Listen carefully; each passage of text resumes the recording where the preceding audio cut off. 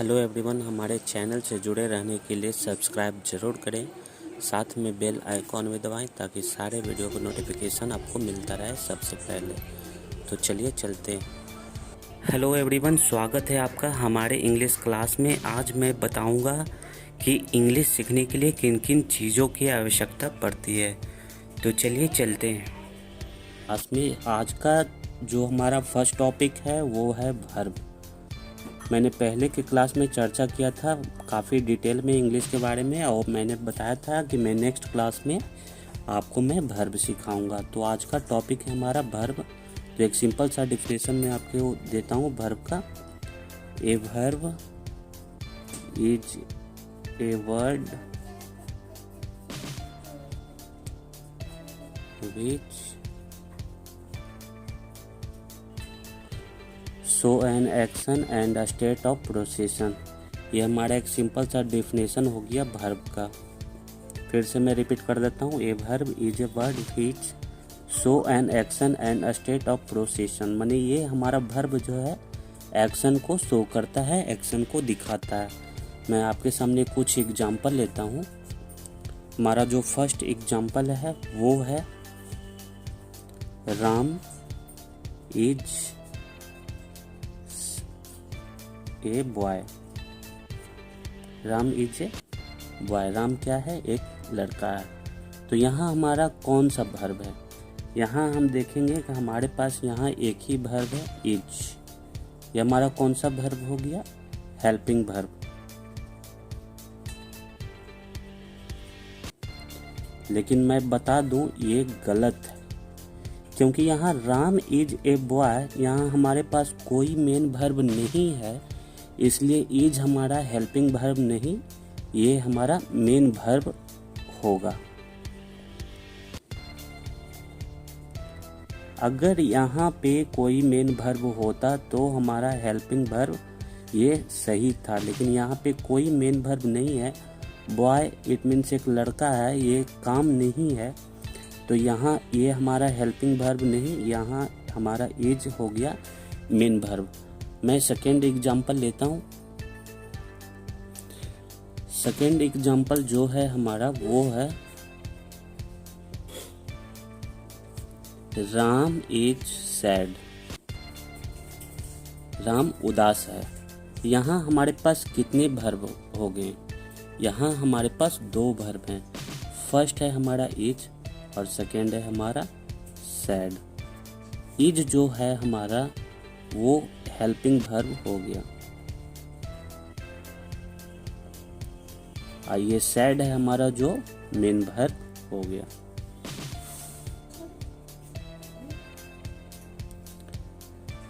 एक और मैं एग्जांपल आपके सामने ले रहा हूं।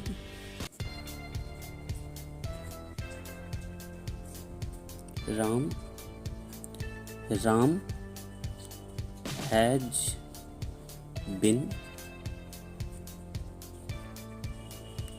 reading since morning.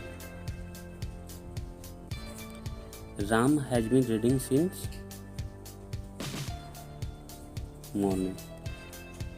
यहाँ पे हमारे कितने वर्ब हो गए? Ram has been reading since morning. Ram सुबह से पढ़ाई कर रहा है। तो हमारे पास यहाँ कितने वर्ब हो गए? यहाँ पे आप देख सकते हैं ये हमारा हैज हो गया, ये भी हमारा वर्ब हो गया।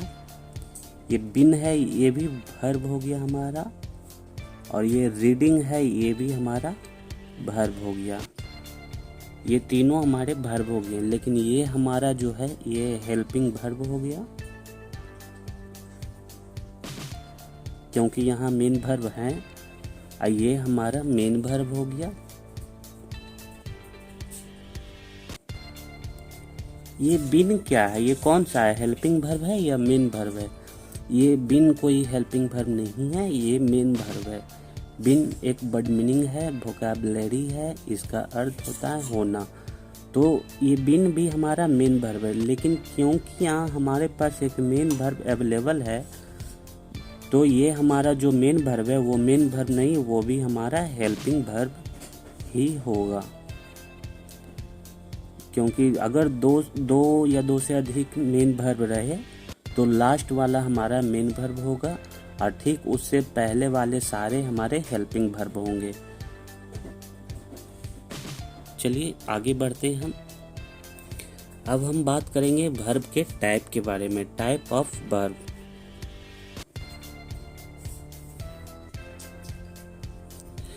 तो हम सभी जानते हैं कि वर्ब कितने होते हैं, वर्ब कितने प्रकार के होते हैं। फर्स्ट है हमारा मेन वर्ब एंड सेकेंड है हमारा हेल्पिंग वर्ब। हम लोग मेन वर्ब को लेक्सिकल वर्ब भी कहते हैं या फिर प्रिंसिपल वर्ब। नेक्स्ट है हमारा हेल्पिंग वर्ब। हेल्पिंग वर्ब को हम लोग ऑक्सिलरी वर्ब भी कहते हैं। फिर से मैं एक बार रिपीट कर देता हूँ, हमारा जो मेन वर्ब है उसे लेक्सिकल वर्ब या फिर प्रिंसिपल वर्ब भी कहते हैं, और सेकेंड है हमारा हेल्पिंग वर्ब जिसे हम ऑक्सिलरी वर्ब भी कहते हैं। तो चलिए फर्स्ट है हमारा मेन वर्ब। तो मेन वर्ब का हम लोग एक सिंपल सा डेफिनेशन देखते हैं। Main verb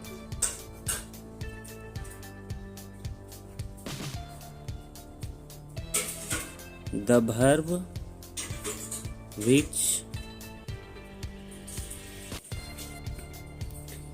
is of main importance in the sentence is called the main verb।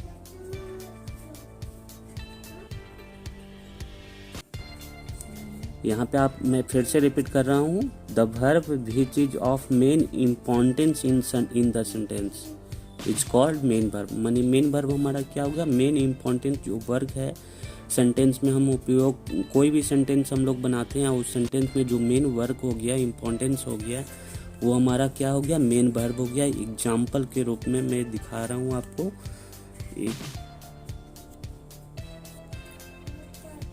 It means go हो गया हमारा मेन वर्ब, ईट हो गया खाना मेन वर्ब, कम हो गया कम मनी आना, ये सब हमारा क्या हो गया मेन वर्ब, और etc। हमारे मेन वर्ब काफ़ी सारे हैं। अब हम बात करेंगे नेक्स्ट है हमारा helping verb.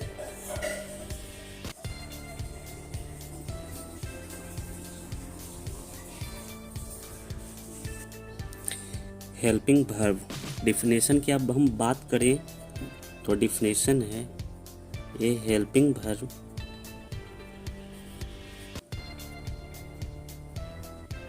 Is one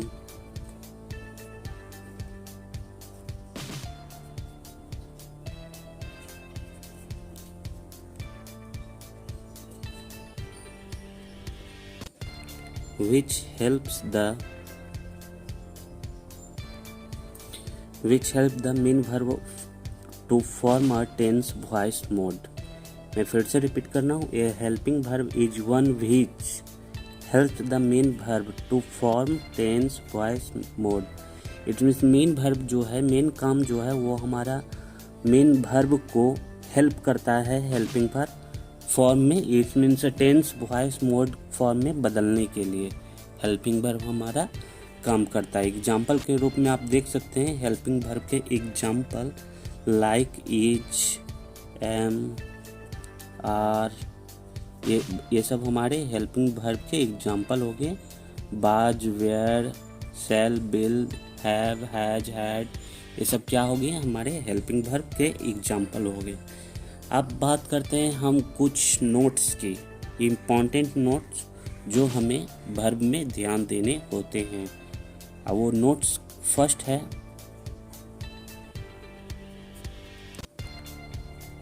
note है नोट 1 है हमारा, इट मीन्स मैं एक एग्जांपल लेता हूँ, आई एम ए बॉय। मैंने आगे भी इस सेंटेंस पे चर्चा कर रखा है। तो यहाँ पे हमें यही देखना है कि हमारा वर्ब कितने हैं, और अगर वर्ब हैं तो कौन से हैं। यहाँ एम हमारा क्या हो गया, ये आपको बताना है। यहाँ पे एम जो है हमारा, यहाँ पे मैं साइड में लिख देता हूँ, एम जो है हमारा वो है हमारा मेन वर्ब। क्यों? क्योंकि यहाँ मेन वर्ब कोई नहीं है। यहाँ पे सेंटेंस है I am a boy. It means यहाँ मेन वर्ब का काम ही नहीं हो रहा है। यहाँ सिर्फ एक ही वर्ब है, वो एम है, और उसे हम लोग जानते हैं कि एम एक हेल्पिंग वर्ब है। लेकिन जब मेन वर्ब ना हो तो हेल्पिंग वर्ब ही हमारा क्या होता है? मेन वर्ब होता है। ये है हमारा नोट 1। नोट 2 में आपको कुछ ध्यान देने योग्य बातें और भी हैं। मैं एक सेंटेंस ले रहा हूँ फिर से।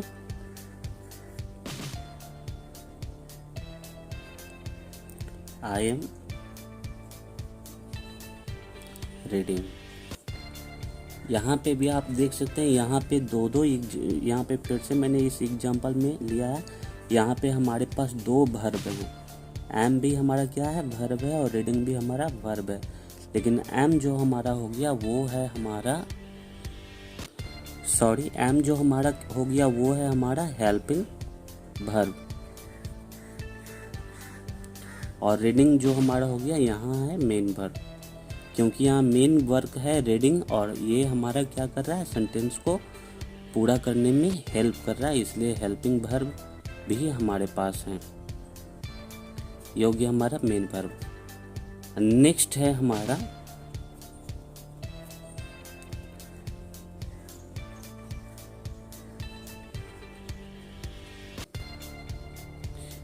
हमारा I have been reading since morning. यहाँ पे हमारे पास कितने वर्ब हैं? ये हैव क्या हो गया? हमारा वर्ब हो गया। ये बिन क्या हो गया? हमारा वर्ब हो गया। ये रीडिंग भी हमारा वर्ब हो गया। बाकी सब क्या हो गया? हमारे ऑब्जेक्ट हो गए अदर। तो फर्स्ट जो हमारा है वो तो हेल्पिंग वर्ब है, क्योंकि वो सेंटेंस को पूरा कर रहा है। और यहाँ पे ये दोनों हैं जो हमारे मेन वर्ब हैं। लेकिन हमारे पास जब एक से अधिक मेन वर्ब रहे तो लास्ट वाला ही मेन वर्ब ही हमारा मेन वर्ब होता है। उससे पहले जो भी मेन वर्ब होंगे वो हमारा क्या होगा? हेल्पिंग वर्ब होगा। ये आपको ध्यान रखना है। बहुत ज़्यादा लोग यहीं पे गलती करते हैं। नेक्स्ट है हमारा, अगर कोई आपसे पूछ दे कि हमारे हेल्पिंग वर्ब कितने हैं, इट मीन्स हेल्पिंग वर्ब हमारे कितने हैं, तो आप बता सकते हैं हमारे पास 24 हेल्पिंग वर्ब होते हैं। कितने होते हैं? 24 हेल्पिंग वर्ब। ये मेन था। अब आगे बढ़ते हैं। अब हम बात करेंगे, मैंने पिछले क्लास में चर्चा किया था वर्ब फॉर्म के लिए। वर्ब फॉर्म के लिए it means V1, V2, V3, V4 और V5। तो मैंने चर्चा किया था कि मैं आपको वर्ब फॉर्म बनाना सिखाऊंगा। तो उसी के कुछ रूल मैं आज आपको बताऊंगा कि वर्ब फॉर्म बनाते कैसे हैं। तो फर्स्ट रूल है हमारा, मैं आपको बता दूं फर्स्ट रूल, वर्ब का मूल्य रूप V1 होता है। यानी हम लोग जो V1, V2, V3, V4, V5 form के बारे में बात करते हैं, तो जो V1 है वो हमारा क्या हो गया? वर्ब का मूल रूप। यानी कोई भी वर्ड मीनिंग या वोकैबुलरी जो वर्ड होते हैं वो हमारे क्या होते हैं? V1 फॉर्म में होते हैं। नेक्स्ट है हमारा, वर्ब के मूल रूप में ing जोड़ने पर V4 फॉर्म तैयार होता है। ये हमारा नेक्स्ट रूल है। एग्जाम्पल डेट मैं आपको बता दूं। एग्जाम्पल में मैं लेता हूँ गो मीन्स जाना। अगर इसी का V4 अगर आपको बनाना है तो गो में ing आप अंत में जोड़ दें तो हमारा क्या बन जाएगा? गोइंग। तो ये हमारा हो गया V4 फॉर्म। फिर से मैं रिपीट करना हूँ, वर्ब के मूल रूप में ing जोड़ने पर V4 फॉर्म में तैयार होता है। तो हम लोग सभी जानते हैं कि V1 जो है हमारा क्या है, मूल रूप है वर्ब का, यानी V1 जो है हमारा V1 फॉर्म जो है वो मूल्य रूप है। तो V1 में हम लोग ing अंत में जोड़ने पर V4 फॉर्म तैयार होता है। आप किसी भी वोकैबुलरी में वर्ड मीनिंग में ing अंत में जोड़कर V4 तैयार कर सकते हैं। थर्ड रूल है हमारा वो है, नेक्स्ट है हमारा वर्ब के मूल रूप में s या es जोड़ने पर हमारा V5 तैयार होता है। इट मीन्स वर्ब का 5वां फॉर्म तैयार होता है, V5 प्राप्त होता है, तैयार होता है।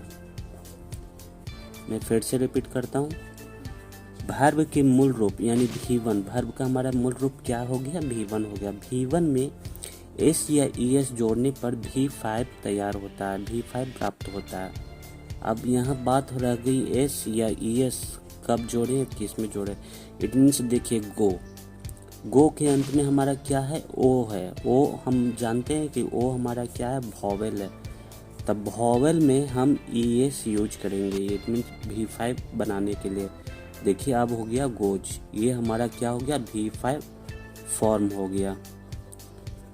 अगर लास्ट में हमारा अगर कॉन्सोनेंट आता है तो वहाँ एस हम लोग जोड़ेंगे। ये देखिए कम मीन्स आना, तो हम यहाँ पे क्या जोड़ेंगे, आप यहाँ पे देख सकते हैं कि यहाँ पे लास्ट में फिर से हमारे पास वॉवेल आ गया है, तो हमें ई एस जोड़ना गलत हो जाएगा। हमें यहाँ कम्स ई पहले से ही हमारे पास है, यहाँ पे सिर्फ ई एस ही आएगा, लेकिन हमारे पास ई क्योंकि पहले से है तो इसलिए हमारे पास सिर्फ एस लगेगा। ये हो गया हमारा V5 फॉर्म कम्स। अगर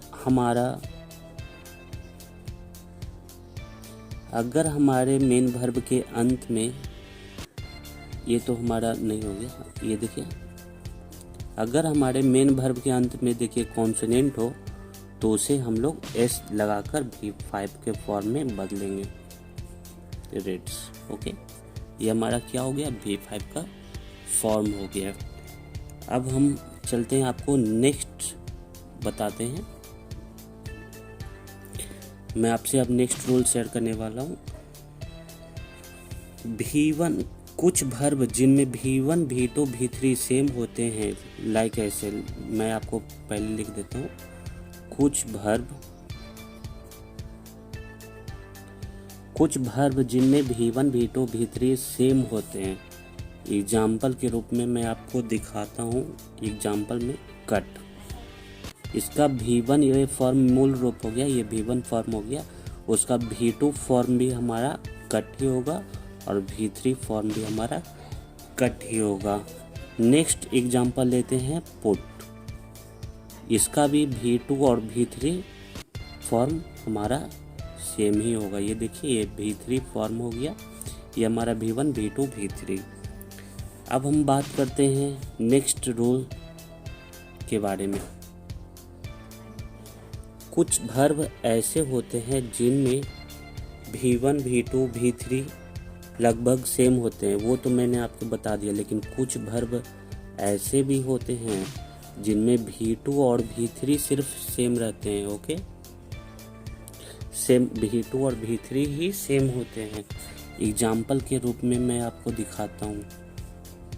इट मीन्स पे, अगर हम लोग पे के बारे में बात करें तो इसका V3 और V2 फॉर्म पेड और पेड हो जाएगा।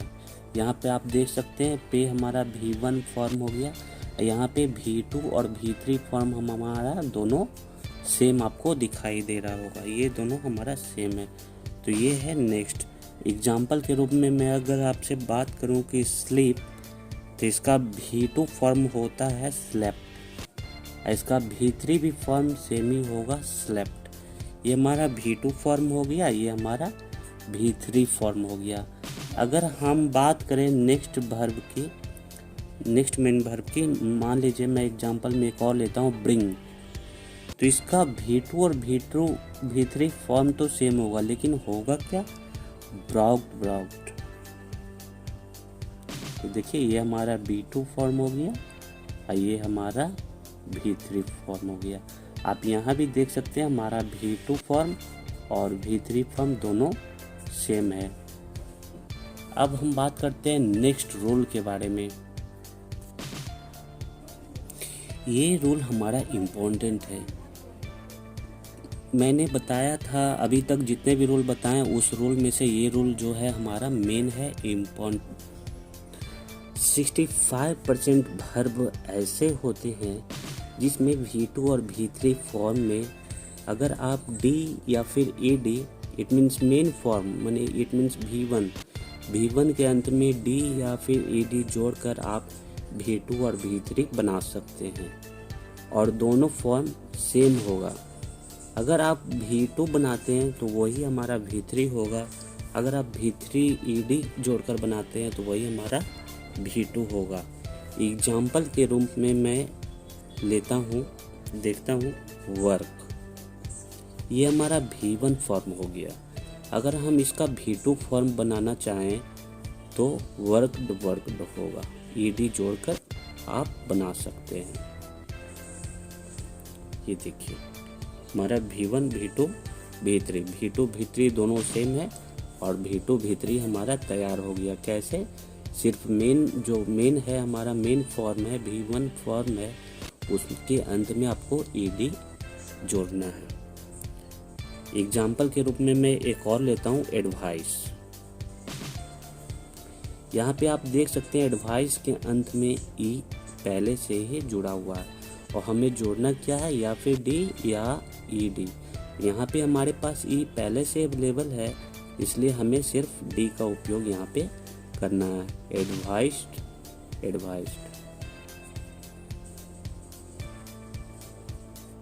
ये देखिए हमारा V2 V3 फॉर्म दोनों सेम है, हमारा V2 और V3 फॉर्म तैयार हो गया। अब बात करते हैं नेक्स्ट इम्पॉर्टेंट रूल के बारे में, जो हमारा लास्ट रूल है। कुछ वर्ब फॉर्म ऐसे होते हैं जो अलग अलग और भिन्न भिन्न होते हैं। एग्जाम्पल भी मैं दिखाता हूँ, फिर से मैं रिपीट करता हूँ। कुछ वर्ब फॉर्म ऐसे हैं जो अलग अलग और भिन्न भिन्न होते हैं। एग्जाम्पल के रूप में फर्स्ट फॉर्म हमारा हो गया गो, सेकेंड फॉर्म हो गया वेंट और थर्ड फॉर्म हमारा हो गया गॉन। मैं आपको नेक्स्ट एग्जाम्पल एक और देता हूँ। एग्जाम्पल मैं एग्जाम्पल लेता हूँ कम। इसका V2 फॉर्म होगा केम और इसका V3 फॉर्म होगा कम, है ना। V2 V3 दोनों डिफरेंट। आपको फर्स्ट है गो, जिसका V2 फॉर्म है वेंट और V3 फॉर्म है गॉन। नेक्स्ट है कम, जिसका V2 फॉर्म है केम और V3 फॉर्म है कम। V2 और V3 आप देख सकते हैं यहाँ दोनों V2 भी डिफरेंट है और V3 भी डिफरेंट है। ये था मेरा वर्ब का एंड पॉइंट। मैंने पहले वाली क्लास में आपसे चर्चा भी किया था कि वर्ब पढ़ाऊँगा। नेक्स्ट टॉपिक है हमारा पर्सन। मैं पर्सन को भी आपको डिटेल में बताऊंगा, लेकिन इसे मैं ज़्यादा लंबा नहीं ले जाऊंगा, काफ़ी कम टाइम में आपका कवर मैं कर दूंगा पर्सन। और हम लोग जानेंगे कि पर्सन इंग्लिश पढ़ने और सीखने के लिए क्यों ज़रूरी है। तो हम लोग सभी जानते हैं कि पर्सन 3 तरह का होता है, 3 काइंड्स ऑफ पर्सन होते हैं, 3 काइंड्स ऑफ पर्सन। फर्स्ट क्या है हमारा? फर्स्ट है हमारा फर्स्ट पर्सन। फर्स्ट है फर्स्ट पर्सन। सेकेंड हमारा क्या है? Second person. थर्ड हमारा क्या है? Third person.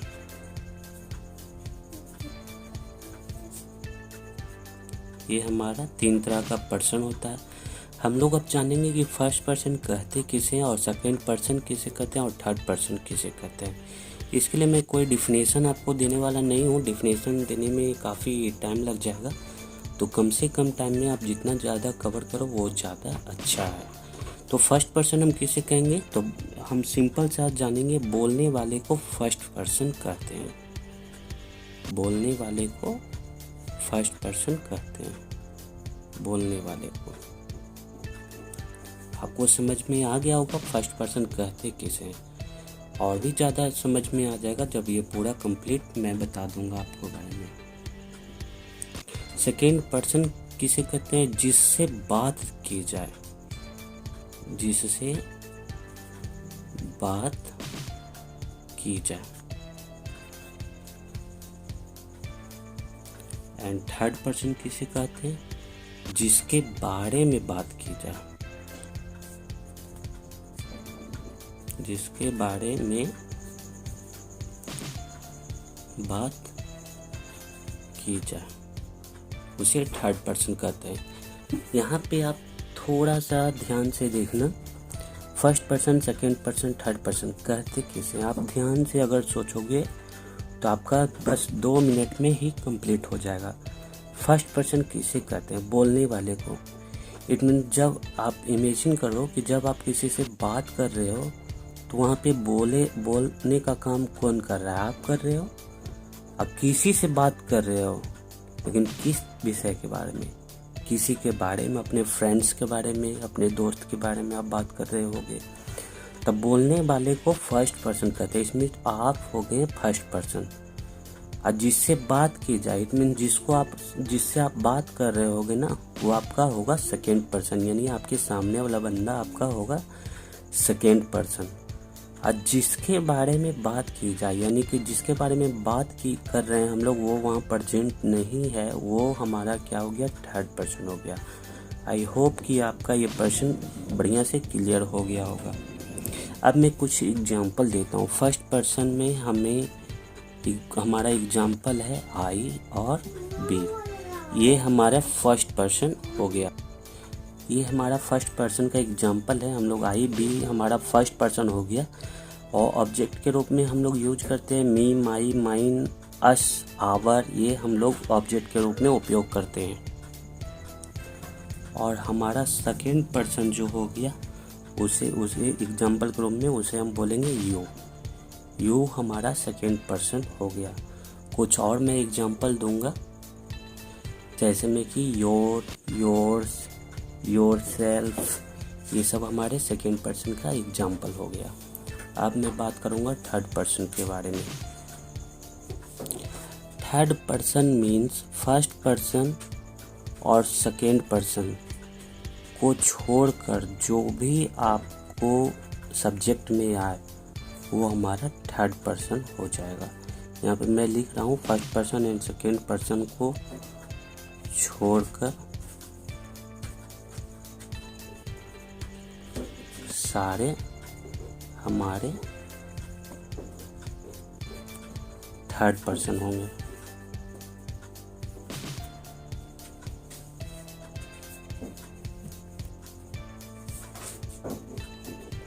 थर्ड पर्सन होगी। एग्जाम्पल के रूप में मैं देता हूँ,